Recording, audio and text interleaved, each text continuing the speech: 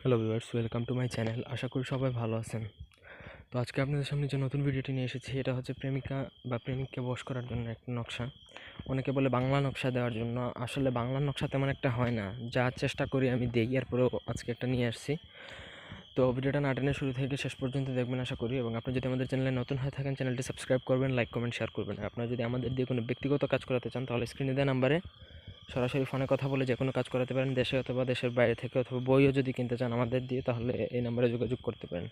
তো নকশাটা দেখেন, নকশাটা আপনার হচ্ছে 12টা ঘরের উপরে যেটা দেওয়া আছে বিসমিল্লার সংখ্যা যেটা, ওইটা দিবেন মসজিদ 16 হ 16 মা বলা 16, এরপরে হ, এরপর হলো অসলন 16 16 তিলিশ। এটা যেভাবে আছে ঠিক ওইভাবে, হ্যাঁ। আপনি প্রথমত লিখবেন কীভাবে আমি বলে দিচ্ছি। ভোজপত্র সংগ্রহ করতে হবে বাধ্যতামূলক, এটা ছাড়া হবে না।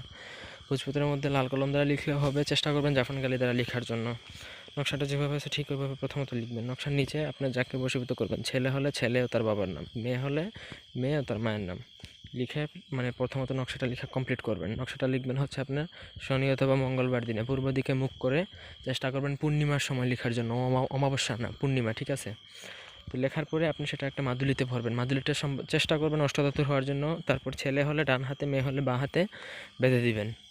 তো এটা যখন আপনার শরীরে থাকবে, তখন সেটা বশীকরণ শক্তি উৎপন্ন হবে। তারপর যদি আপনার তার সাথে দেখা হয় কখনো, তাহলে সে আরও বশীভূত হবে আপনার প্রতি। এইভাবে আপনি চাইলে তাকে আপনার বশীভূত করতে পারেন, ঠিক আছে। এবং সে আপনার জন্য সম্পূর্ণ পাগল হয়ে যাবে। তবে আমি আগে বলছি, বাংলা নকশার থেকে আরবি নকশাগুলো ভালো বা বেশি কাজ করে।